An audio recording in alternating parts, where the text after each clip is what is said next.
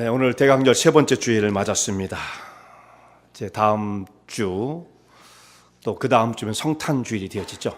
성탄절 날이 이제 같은 날이에요. 25일이 주일이 되어서 다섯 번째 그 대강절이 네 번째 끝나고 이렇게 성탄절이 주일 되는 것은 쉬운 일이 아닌데 이번엔 그렇게 되었습니다. 대강절 네 번이 다 지나고 성탄 주일에 우리가 주일 예배를 드리게 되어지는데요.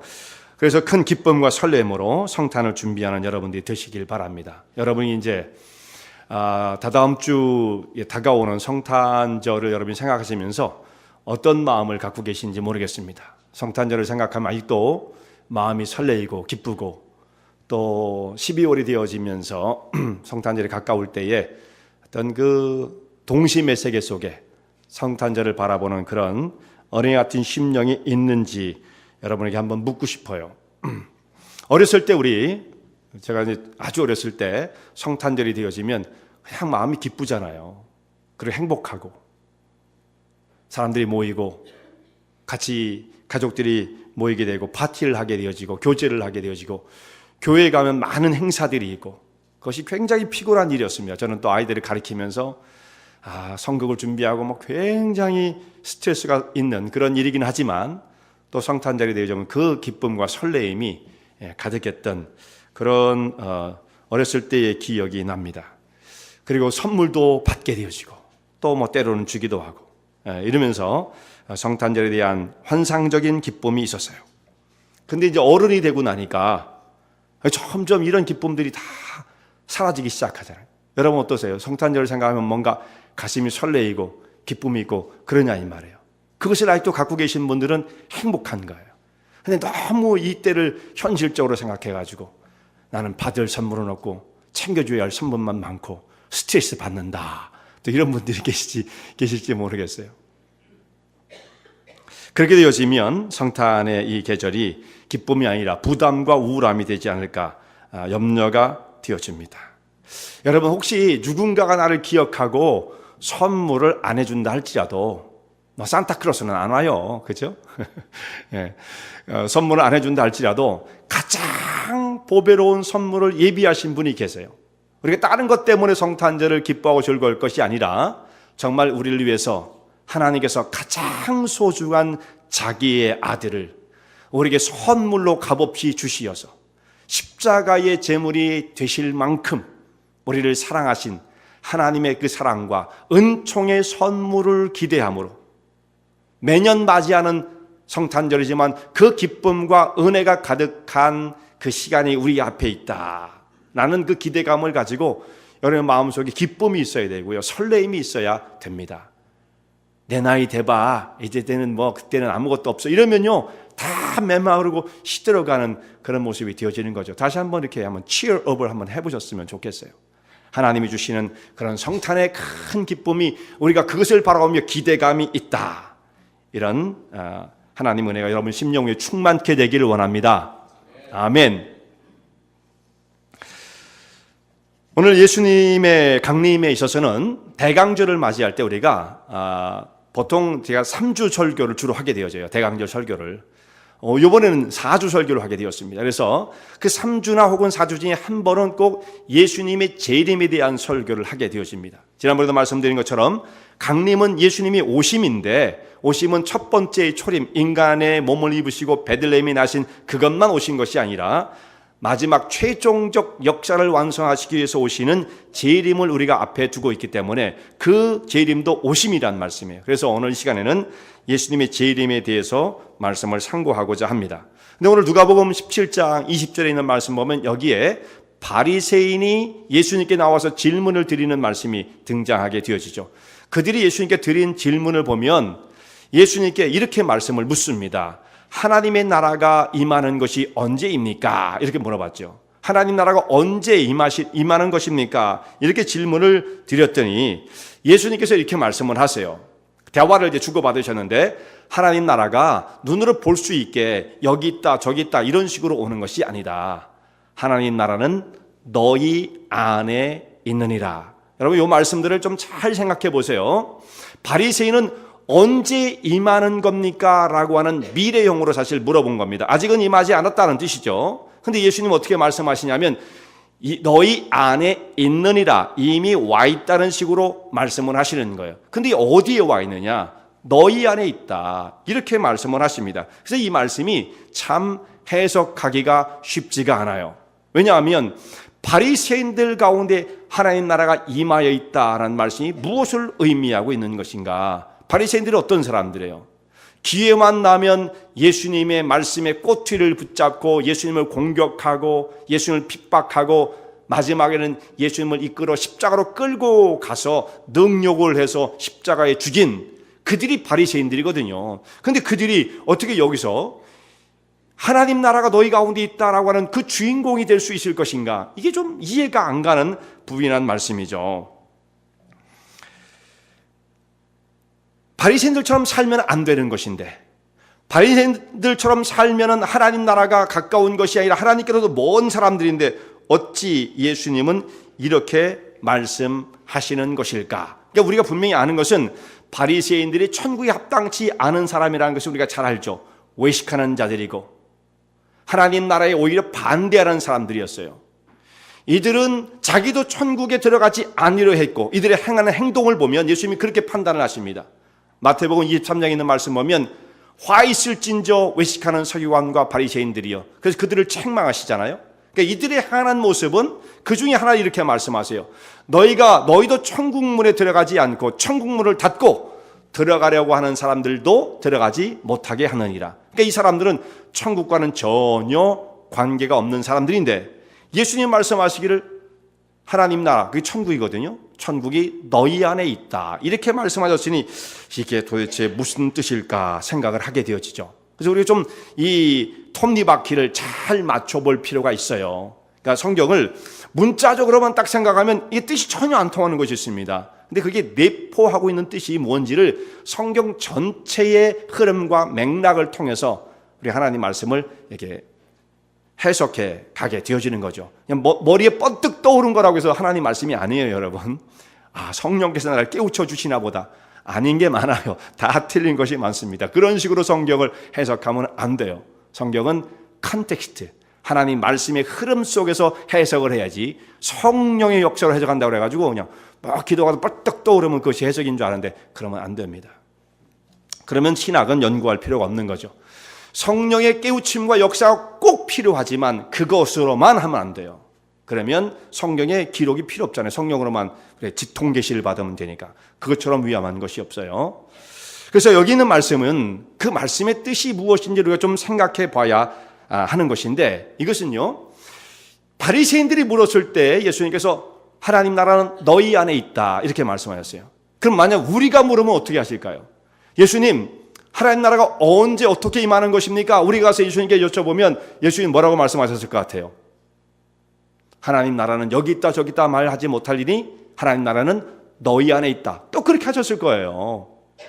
만약에 그 또 대상이 바뀌어가지고 그 당시에 있는 제사장들이 예수님께 나가서 하나님 나라가 언제 어떻게 임하는 겁니까? 그렇게 여쭤봤다고 한다면 예수님께서 또 지체하지 않고 하나님 나라는 너희 안에 있다, 이렇게 말씀을 하셨을 것입니다. 그렇다면 이게 무슨 뜻이에요?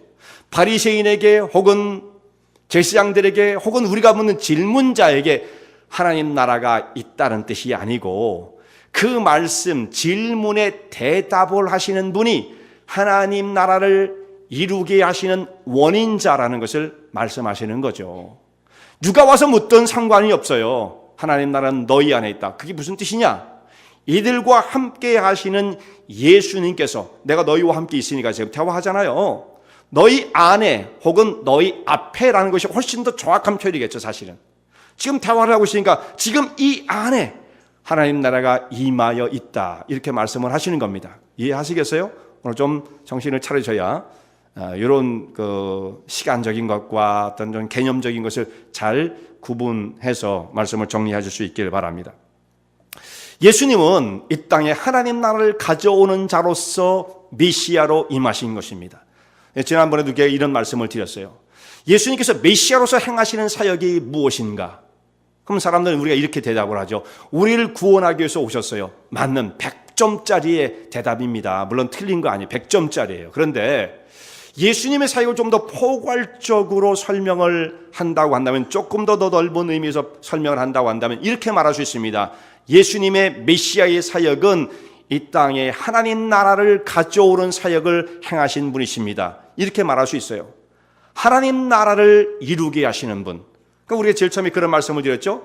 죄로 말미암아 깨지고 무너진 하나님의 창조의 질서를 회복하여 원래의 그 질서대로 나라를 이루어 가시는 분, 하나님 나라를 새롭게 세우시는 분이라는 말씀이죠. 그것이 메시아이신 예수님께서 이루실 사역이라는 말씀입니다. 근데 그분이 이 세상에 인간의 몸을 입고 오셨기 때문에 예수님의 사역을 통해서 이 땅에 하나님 나라가 임하게 되었다. 그것을 지금 말씀하시는 겁니다. 그래서 예수님께서 세상에 오셔서 선포하시기 이런 말씀을 선포하셨죠. 회개하라, 천국이 가까웠느니라. 그러니까 예수님께서 사역하시면서 천국, 하나님 나라가 가까웠다는 것을 말씀하시는 겁니다. 가까이 왔다는 것은 아직 안 왔다라고도 생각할 수 있지만 이미 와 있다고, 바로 여기에 있다고 하는 그런 의미로 또한 말씀하신 거예요. 예수님의 사역과 더불어 하나님 나라는 지금 시작되어진 것입니다. 그리고 하나님 나라가 시작되어진 그 증거들을 주님께서는 말씀을 하시는데, 그 중에 중요한 것이 뭐냐면 병자가 낫는 거예요. 그 사람이 어떤 병을 걸렸든지, 문둥병자든지, 눈이 안 보이는 사람이든지, 안진병이든지, 중풍병자든지, 이런 사람, 수많은 병자들이 예수님의 어떻게 해서 낫습니까? 말씀 한마디면 척 낫잖아요. 그냥 온전해지지 않습니까? 그런 사람들의 어떤 치유의 능력을 통해서 하나님 나라의 통치가 지금 이루어지고 있다라는 증거를 보여주시는 것이고요. 이보다 더 결정적인 것은 뭐냐면, 예수님께서 행하신 사역 가운데 어떤 것이 초기 사역 가운데 많이 등장하냐면 귀신을 내어쫓는 것입니다.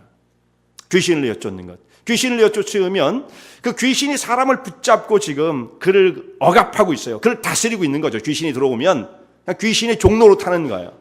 그런데 예수님께서 그 귀신의 권세를 내어쫓으십니다. 그게 뭐를 의미하는 거예요? 사탄이 통치하고 있던 그 영역을 쫓아내버리는 거죠. 귀신의 사악한 영이 그 땅에 사람들을 붙잡고 종으로 부리고 있었는데 그것을 쫓아내버리는, 그러므로 귀신의 권세는 물러가고 하나님의 통치가 이루어지는 이 모습을 통해서 메시아는 곧 이 땅에 하나님 나라를 가져오시는 분이시다 라는 것을 증거를 보여주시는 것입니다.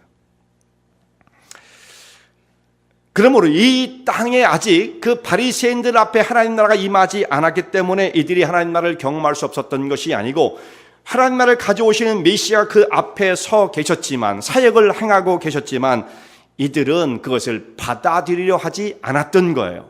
하나님의 통치의 그 질서 가운데 들여오려고 하는 마음이 없었던 것입니다. 나는 내 멋대로 살 거야, 이런 생각이죠. 내가 주장하는 대로 살 거야, 내 스타일대로 살 거야, 이게 좋아, 이걸 주장하며 살았던 거예요. 그 당시 사람들이요. 우리는 율법을 가지고 다른 사람과 나를 차별하면서 이렇게 사는 게 멋져 보여, 이렇게 생각을 했던 겁니다. 바리새인들은 그래야 사람들보다 보였던 거거든요. 자기를 낮추고 회귀하고 깨어지고 무너지고 자기를 부정하는 이런 삶은 멋져 보이지가 않는 거예요. 다른 사람하고 똑같고 오히려 나보다, 그런 사람보다 더 못한 것처럼 보이는 것, 이것은 우리가 용납할 수 없다는 것입니다. 바리새인과 서기관들은 남들보다 더 우위에 있는, 멋져 보이는 세력과 권세를 가진 이런 사람으로 사람들에게 비춰지길 원했고 대접받고 존경받기를 원했던 사람들입니다. 그러니까 하나님 나라는 어떤 사람들의 것이에요? 심령이 가난한 자들의 것이 아닙니까? 가난한 자들의 것이 아닙니까? 의에 주려고 목마른 자들의 것이 아닙니까? 근데 그들이 그런 마음을 갖기를 싫어하는 거예요. 그냥 우리는 우리 멋대로 살 거야, 세상의 흐름을 따라 살 거야, 자랑하며 살 거야, 주장하며 살 거야, 이런 마음을 가지고 있었던 거죠. 근데 예수님의 하나님 나라의 초청은 그것과 너무나 달랐던 거예요. 그러니까 예수님의 마음이 안 들죠, 이 사람들은요. 그 통치를 거부할 수밖에 없는 겁니다. 그런 나라라면 우리는 들어가고 싶지 않습니다 라고까지 얘기를 하는 거죠. 그래서 예수님, 그런 말씀하시는 예수님을 붙잡아다가 십자가로 끌고 가서 능욕하고 예수님을 죽였던 자들이 바리새인과 서기관들과 그 당시의 종교 지도자들이었던 것입니다. 예수님의 통치를 통해 이 땅에 천국, 곧 하나님 나라가 임하여 있었습니다. 근데 이 시간관념을 우리가 좀 잘 알아야 됩니다. 하나님 나라가 시작되었는데 그렇다면 그 나라 속에 살고 있는 우리들은 왜 아직도 여기에 이렇게 완벽하지 못한 일들이 많이 생기는가? 예를 들어서 병도 걸리고 불행한 일이 생기고 고통스러운 일이 생기고 다른 사람과 또 다투기도 하고 이 천국 같지 않은 일들이 계속 발생하지 않습니까? 하나님 나라가 그 속에 임하여 있다고 한다면 천국이 그러면 안 되잖아요. 그러니까 예수님이 말씀은 그럼 또 틀린 거냐?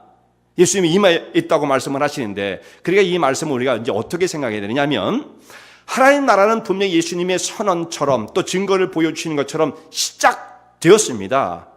이미 시작되었어요. 그런데 완성되지 않았다라는 말씀이에요. 이제 신학적으로 용어를 정리를 하면 영어로는 이렇게 말을 합니다. 뭐 어려운 용어가 아니에요. Already, 이미 하나님 나라는 임하여 있다. 그런데 완전하지 않다. Not yet, 완전히 아직은 이루어지지 않았다. Already, not yet으로 이것을 하나님 나라의 시간의 개념을 그렇게 정리를 하게 되어집니다. 우리가 흔히 쓰는 already하고 not yet이야 무슨 말인지 금방 알잖아요. 그러나 신학적으로는 굉장히 중요한 용어예요. 하나님 나라 임하여 있고 아직은 완성되지 않았으며 우리는 그 중간에 살고 있다라는 말씀이죠. 그러면 언제 이루어질 것이냐? 마지막 날 예수님이 오시는 그날이에요. 그 마지막 날 예수님께서 오시는 그날이기 때문에 그렇다면 결국은 또 사람들은 그 날이 언제냐라고 하는 이 관심을 안 가질 수가 없어요. 모든 사람은 다 똑같이 여기에 대해서 그 날은 하나님 나라는 시작은 되었는데 그렇다고 한다면 최종적 완성은 언제입니까? 그 날이 언제입니까? 에 대한 관심이 커져 가는 것입니다. 다 사람들은 관심을 갖는 게 거기에 관심을 가져. 왜 그런지 모르겠어요. 왜? 그날이 언제예요? 마지막 날이 언제? 얼마 남았어요? 혹은 날짜를 알 수 있어요? 몇 년도예요? 다 이런 식으로 접근을 하게 되어진다 이 말씀이에요. 자, 이 질문 언제가 끝입니까? 라고 하는 이 관심과 질문은 모든 사람들에게 거의 다 동일합니다. 아마 우리들도 그런 관심이 있을 거예요. 다. 심지어 예수님의 제자들도 여기서 벗어나지 않습니다. 예수님의 제자들도 예수님께 질문을 드렸던 것이 뭐냐면 주여 당신의 나라 하나님 나라 이스라엘을 회복하는 날이 언제입니까? 이때입니까? 이렇게 물어본다고요. 예수님께서 뭐라고 말씀하세요? 때와 기한은 너희 알 바 아니요. 그때 언젠지 네가 알려고 생각하지 말고 그것은 오직 하나님의 권세 아래 두셨으니 너희는 그거 생각하지 말고 오직 성령을 받고 나의 증인 되어라. 이 말씀을 하시잖아요. 사도행전 1장 6절 7절에 나오는 말씀이에요. 6절에 언제입니까? 물어보고 7절에는 때와 기한은 너희가 알 바 아니다. 8절에는 오직 성령이 너에게 임하시면 네가 권능 받고 전도자가 되는 것이다. 이렇게 말씀이 연결되어 있다는 말씀이죠. 예수님의 제자들도 이렇게 그 때에 대한 궁금증에서 벗어날 수가 없었던 것입니다. 그런데 누구나 다 그것을 궁금한 것은 이게 우리의 본성인 것 같아요. 본성. 어쩔 수 없나 봐요. 그런데 이게 너무 지나치잖아요. 그러면 여기서부터 이제 아주 심각한 문제가 발생하기 시작해요. 미국이 이게 기독교 이단의 여기가 본산지입니다. 미국이. 우리 기독교 국가에서 이단이라는 건 뭐예요? 기독교 국가에서 나오는 거거든요. 한국도 이단의 본산지예요. 요즘 얼마나 한국도 이단이 많은지. 네. 이단은 기독교가 없는 데서는 이단이 안 나오는 거예요. 그건 이교가 나오는 거예요. 이교. 그건 종교가 다른 거죠. 아예. 이단이라는 것은 성경이 비슷한데 거기서 해석하는 것이 다르고 믿는 것이 다른 것이 이단이잖아요. 그래서 이 종말에 대한 것에 대한 관심이 높았던 사람들 가운데 이단이 나오는데 그 대표적인 그 이단 분파들이 누구냐면 여호와의 증인과 안식교입니다. 어떤 사람들은 이 사람들이 이단이 아니다 뭐다 그렇게 얘기를 하는데 성경에서 말씀하는 바를 상당히 어기고 있으면 이단이 되어지는 거죠. 이들의 출발이 어떻게 되어지냐면 먼저는 이 여호와의 증인은 1914년에 세계의 종말이 온다라는 걸 발표를 하게 되어져요. 그럼 그 사람들이요 날짜를 딱 발표하면 그게 터무니없다라고 생각하는 사람도 있지만 더 많은 사람들이 거기에 관련되어 있는 주변에 있는 사람들은 거기에 대해서 더 관심을 갖게 되어지고 집중을 하게 되어지고 거기에 더 매달리게 되어집니다. 그래서 날짜가 딱 셋이 되어지면 그 사람들을 더 끌어모으는 이 어떤 결집력이 더 강해져요. 그래서 사람들이 막 몰려드는 거예요. 근데 1914년이 지났지만 마지막 오지 않았잖아요. 그럼 흩어져야 되잖아. 흩어져야 돼. 근데 흩어지질 않아요. 이상하게도 그 일이 다 거짓된 거구나, 틀린 거구나라고 생각을 함에도 불구하고 사람들은 흩어지지 않고 자기들이 어떤 분파를, 공동체를 형성하게 되어지고 그것을 교리를 이렇게 만들고 퍼뜨리는 가운데 여호와의 증인이 지금까지 오게 되었고, 이 사람들이요 전 세계적으로 그래도 몇백만이 되어지는 아주 작은 그 공동체가 아닌 겁니다. 적어도 몇백만이 되어지는 이런 공동체를 이루게 되었어요. 안식교는 이 사람들보다 훨씬 더 먼저 이 일을 시작했습니다. 그 안식교의 지도자 가운데 안식교의 창시자라고도 말할 수 있는 윌리엄 밀러라는 사람이 세계의 종말이 온다, 예수님의 재림이 이루어진다라고 발표한 것이 언제냐면 1844년이에요. 굉장히 오래됐죠. 이 여호와의 증인보다 훨씬 더 오래전이에요. 1844년 10월 22일 날 세계의 종말이 온다 이렇게 외치니까, 원래는 이거보다 더 앞선 그 한 해 전이었습니다. 한 해 전에 했는데 사람들이 막 몰려들었어요. 근데 예수님이 안 오셨잖아요. 그럼 사람들이 흩어져야 되잖아요. 그런데 날짜를 수정을 하는, 내가 계산착오를 했어요. 계산을 다시 해보니까 그 다음에 1844년 날짜가 10월 22일 날 예수님 오시고 세상은 딱 끝난다 이렇게 하니까 그 한 번 속은 사람들이 그것으로 끝나면 될 텐데 안 그래요. 더 많은 사람이 몰려들기 시작합니다.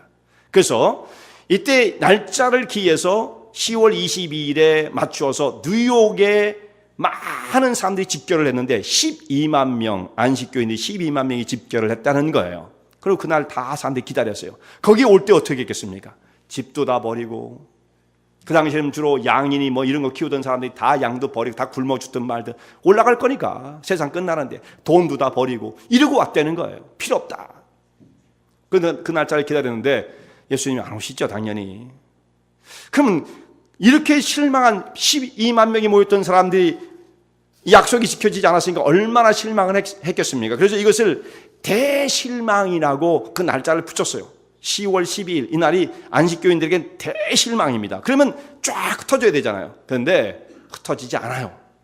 어떻게 이것을 또 해석하느냐면, 하나님께서 이렇게 대실망을 거침으로써 그럼에도 불구하고 하늘에 대한 소망을 잃어버리지 않는 참신자를 찾고 계시다. 이러니까 막 그냥 사람들이 또 못 흩어지는 거예요.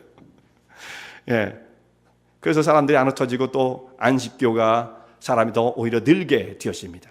이게 이단들이 걸어온 사람들을 속여왔던 그 전철이었어요. 한국에서도 이런 일이 벌어졌어요.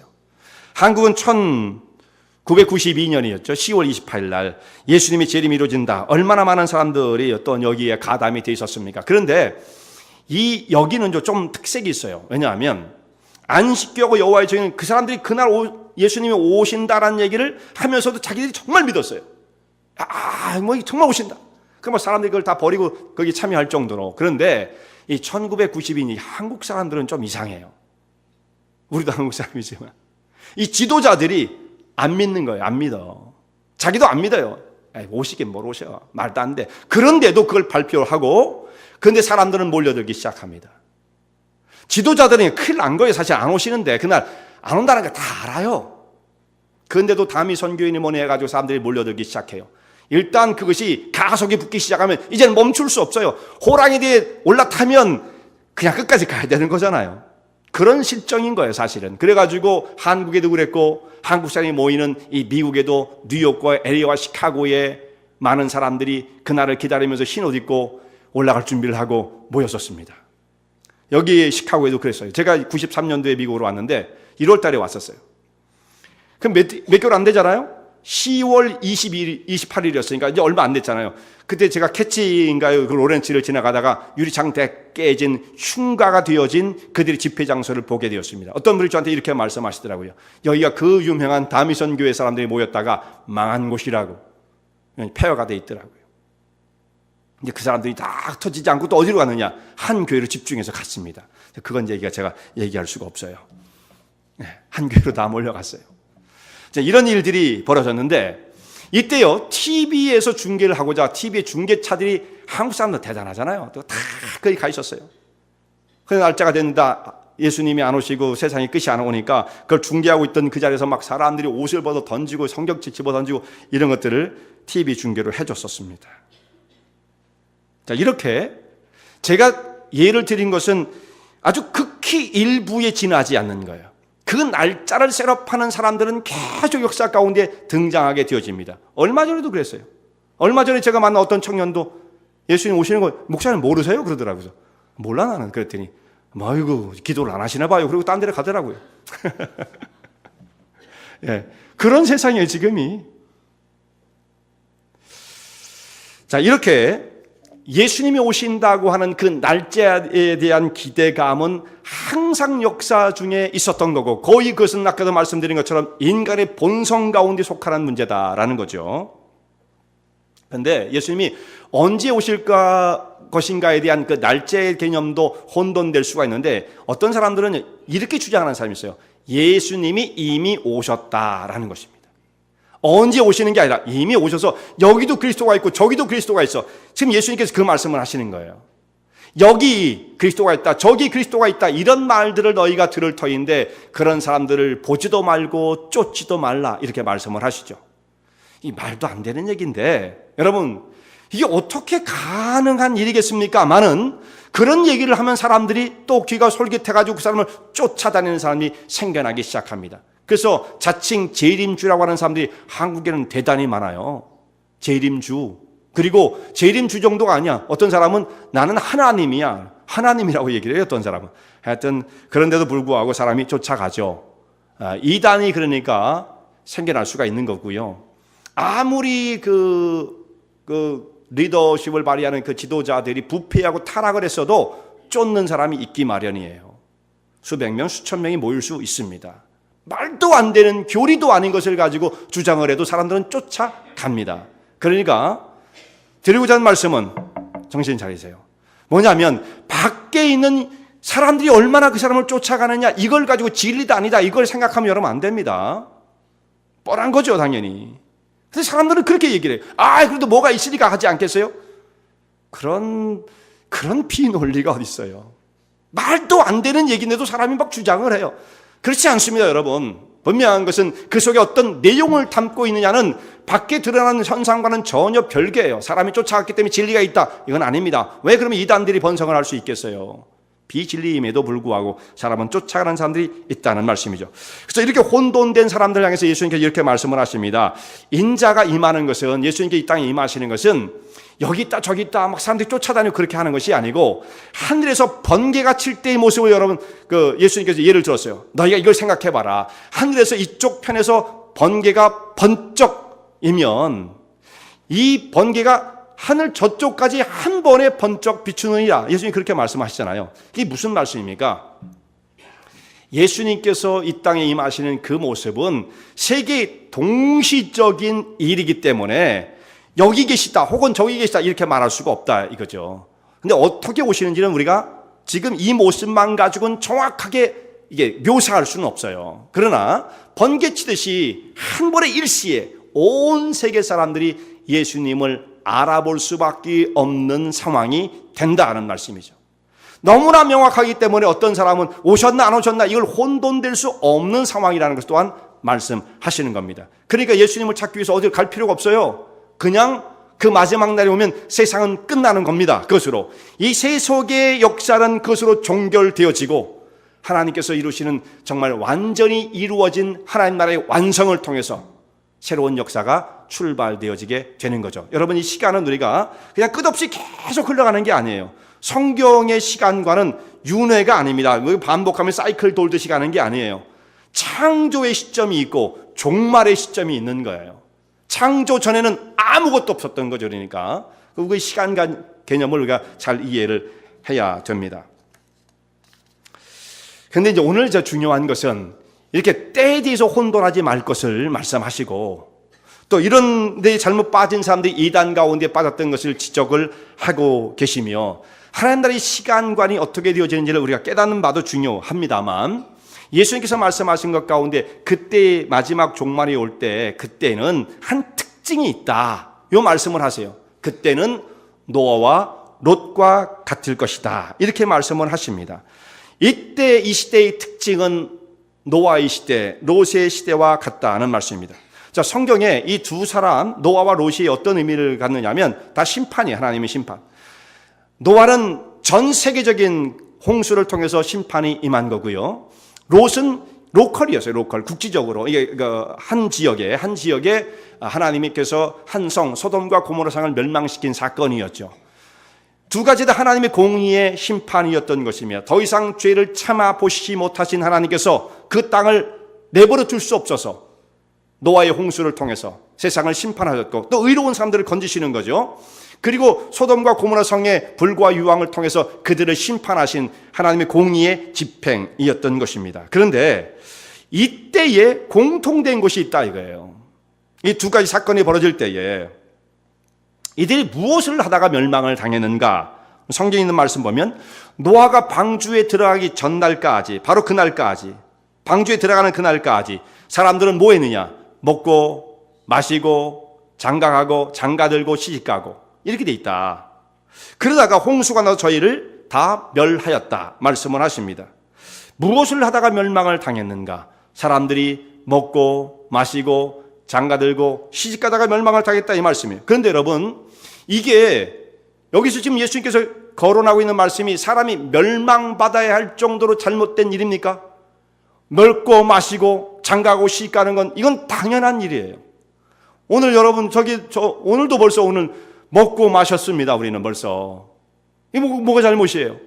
이 장가들고 시집가는 건 이것은 멀티플로 여러 번 하면 안 되는 거예요. 이것은요. 여러 번 계속 습관적으로 하면 안 되는 것이지만 장가가고 시집가는 것이 또 잘못된 건 아니죠. 이것은 하나님의 창조의 질서 가운데 있는 믿는 사람이나 믿지 않는 사람이나 당연히 이루어야 할 일들이죠. 생육하고 번성의 땅에 충만하는 것이 하나님 명령의 말씀인데 이걸 이루기 위해서는 가정을 만들어 놓으신 하나님의 그 질서를 따라서 시집가고 장가가는 건 너무나 당연한 것이고 여기 거의 다 시집가고 다 장가갔잖아요. 이것이 잘못된 것은 하나도 없지 않습니까? 그런데 예수님께서는 왜 이렇게 말씀을 하시는가? 자, 노아의 홍수 때 혹은 롯이 당하는 그 소돔성에 멸망이 있었을 때에 이때 왜 이런 일들이 벌어졌는가? 자, 너무나 타락했기 때문이다. 물론 그래요. 하나님께서 그 심판을 이루신 것은 타락했기 때문이지만 더 많은 다수의 사람들이 이 날을 어떻게 맞이했느냐 하면 시집가고 장가가고 먹고 마시고 또 집을 짓고 땅을 파고 이렇게 하는 가정에서 마지막 날을 맞이하게 되어집니다. 이게 무슨 뜻입니까?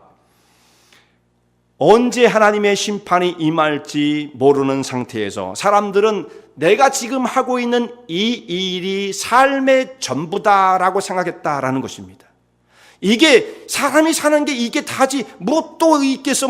더 중요한 게 뭐 있겠어? 이거 얼마나 힘든 일인데 이거 스트레스 얼마나 받는 것인데 그 스트레스 속에서 이 땅에 살아가는 하루하루의 삶이 다지 여기서 먹고 사는 것도 힘든데 우리가 뭘 또 다른 걸 신경 쓸 수 있겠어? 이렇게 생각하고 살아가는 그 사람들의 마음 어느 시대가 다 똑같았다 이거예요. 노아의 홍수 때도 그렇고 롯의 그 시대도 마찬가지로 사람들이 다 그렇게 하고 있는 중에 자기가 하고 있는 일, 몸담고 있는 일이 전부라고 생각하는 그때에 갑작스럽게 하나님의 마지막 심판이 몰아닥치게 되었던 것입니다. 마지막 순간까지 먹고 마시고 그러니까 본연의 임무에 아주 충실했던 거죠, 사람이. 근데 뭐가 문제예요? 성경에서 말씀하는 바는 그게 다가 아니다라는 뜻입니다. 사람이 살아가는 것이 그게 다가 아니다. 그게 가장 중요한 문제가 아니다. 이것을 말씀하시는 거예요. 우리는 그게 다죠. 그래서 여기 모든 우선순위가 여기에 다 배열되어지는 거예요. 우선순위가. 먹고 사는 거 얼마나 중요한데 물론 중요합니다. 중요하지 않다는 게 아니에요. 그러나 예수님께서 뭐라고 말씀하십니까? 음식이 의복보다 음식이 목숨보다 중요하지 아니하며 옷이 몸보다 중요하지 않나. 뭐가 더 중요한 것이 있지 않습니까? 일하는 거 중요하죠. 우리가 일 안 하고 어떻게 먹고 살 수 있겠어요? 일하기 싫으면 먹지도 말아야 되니까 일하는 게 중요합니다. 그러나 최상은 아니에요. 그것 때문에 우리가 모든 정신을 우리의 생각과 관심들을 이 땅에 있는 세상의 질서 속에 그야말로 눈을 집중을 시키고 거기에 매달려 삶을 살게 되어지면 하나님의 영원한 계획과 하나님의 뜻이 무엇인지를 깨달을 길이 없는 것입니다. 나는 어떤 방향을 하며 방향을 잡고 어떤 방향을 선택하고 그 길을 향해서 가야 할지 생각이 없는 거예요. 그냥 여기 맨날 일에 매여가지고 그것에 짓눌리는 삶을 살다가 덜커녕 정말 마지막 때가 다가온다면 여기에 충실했던 사람들, 소돔성에 살았던 사람들, 뭐 특별히 악을 지었기 때문에 그런 사람도 있죠, 대부분의 사람이. 그러나 아닌 모조일 수도 있었던 거예요. 이게 다라고 생각했던 사람들, 이것이 문제가 되어지죠.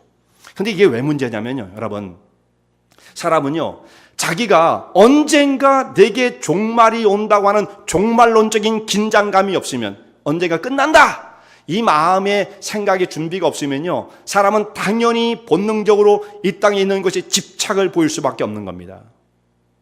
그러니까 사람은 안 변하는 거예요. 근데 우리가 가장 확실한 것이 하나 있어요. 모든 사람에게 다 똑같이 확실한 것. 내일 무슨 일이 벌어질지는 아무도 몰라요. 오늘도 모르죠, 우리가. 근데 한 가지 모든 사람이 똑같은 것 하나가 있습니다. 얼마 멀지 않아 죽는다라는 거예요. 우리 얼마나 남았어요? 100년 안 남았어요. 기껏해야 20, 30년, 30, 40년, 젊은 사람들에도 그 정도입니다. 미안한 얘기지만 100세 살기 힘들어요. 지금도. 자꾸 100세 시대 그러지 마세요. 예?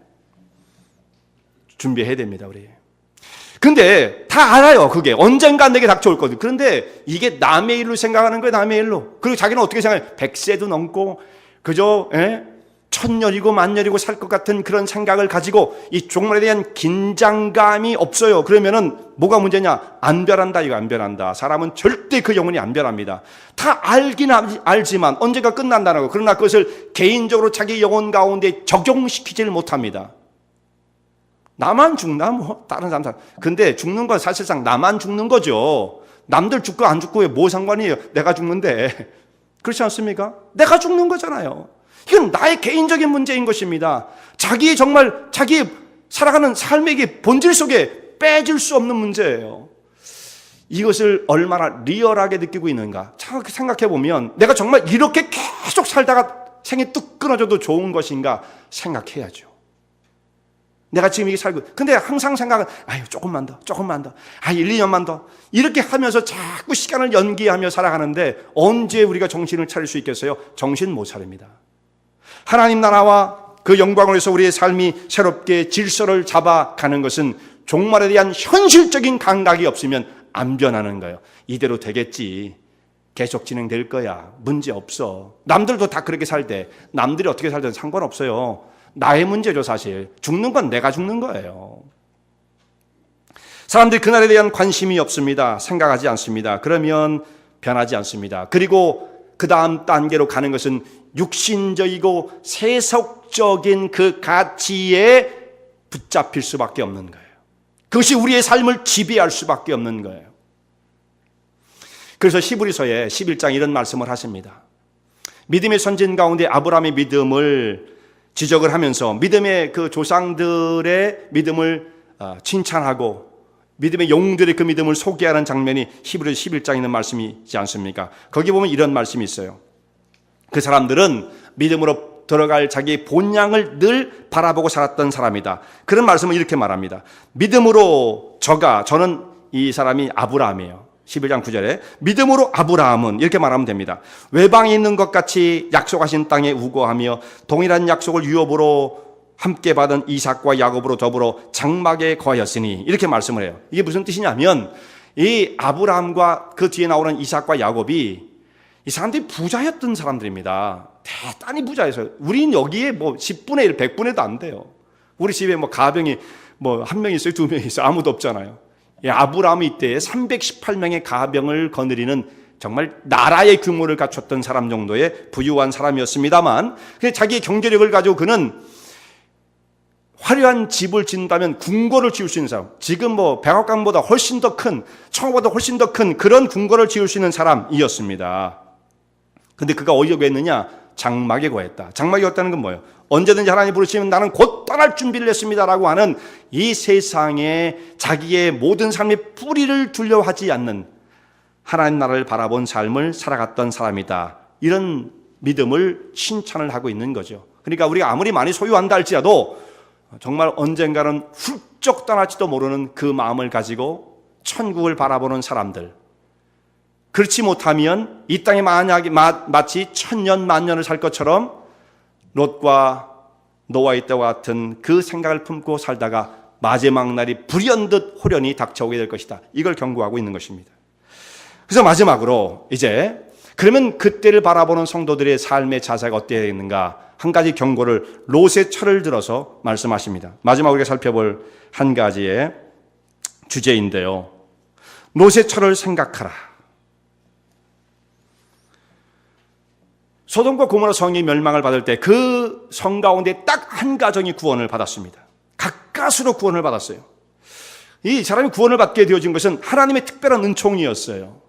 아마 하나님께서 내버려 두셨다고 한다면 롯의 가정은 다 그날 일시에 불과 유황 가운데 그냥 잿더미 속에서 시체도 발견하기 힘들었겠죠. 근데 이들을 하나님께서 긍휼히 여기심으로 아브라함의 조카였고 아브라함이 중보하는 기도자였기 때문에 하나님께서 롯의 가정을 구출해 내십니다.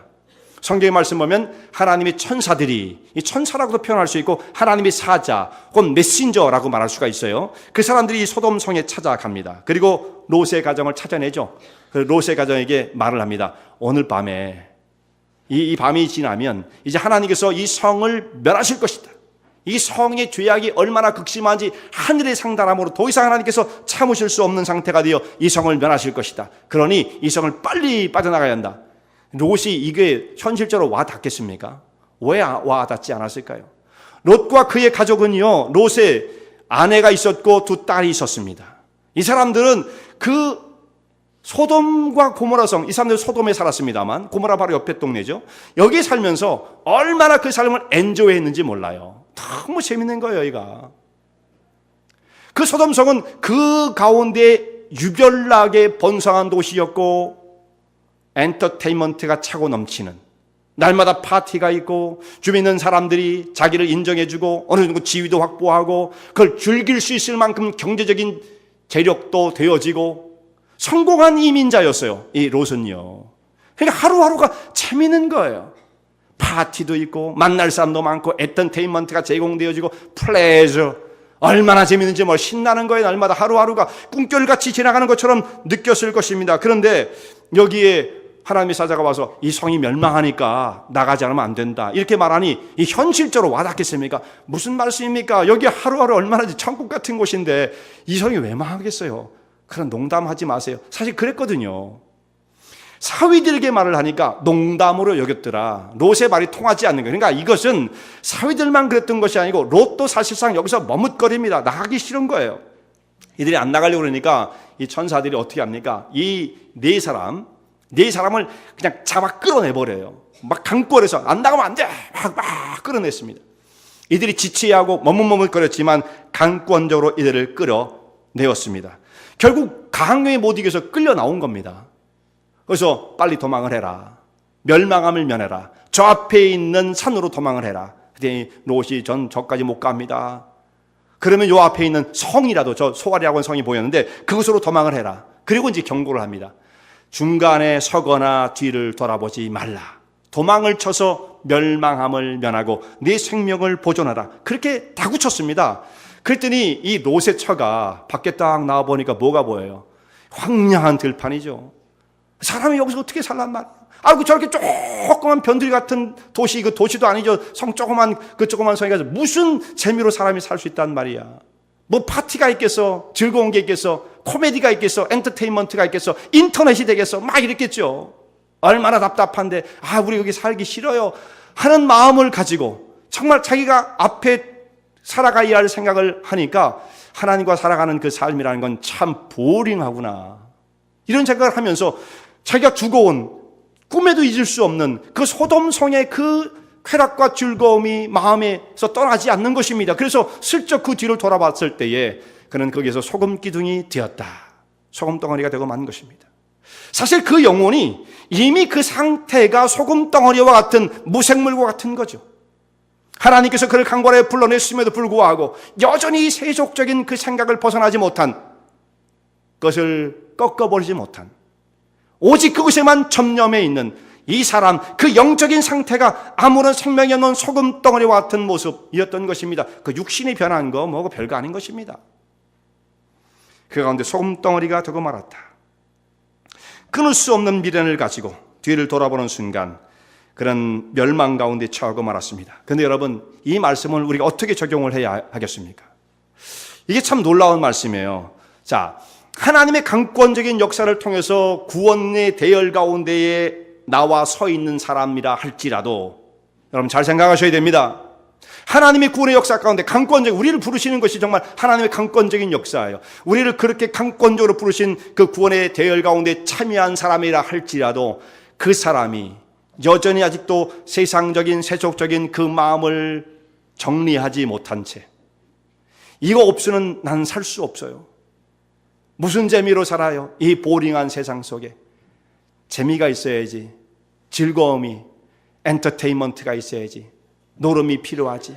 이걸 통해서 계속해서 세상적인 그 생각을 벗어나지 못하는 사람, 그래서 그 세상을 바라보고 그 세상의 영향 속에서 벗어나지 못하는 사람이라고 한다면 강권적인 하나님의 은혜 역사 가운데 구원에 참여했다 할지라도 그 사람의 상태는 소금 기둥과 같은 생명 없는 자가 될 수 있다라는 경고의 말씀입니다. 그러니까 이것은 믿지 않는 사람들을 향한 경고가 아니에요. 믿는 사람을 향한 경고의 말씀인 것입니다. 자, 오늘 우리는 다시 오실 예수 그리스도를 바라보고 살아가는 성도들입니다. 우리 주변에 그런데 믿음의 길을 가고자 하는 성도들에게 주변에 우리의 시선을 자꾸 다른 데로 분산시키는 세력들이 너무나 많은 거예요. 현실적으로 그렇습니다.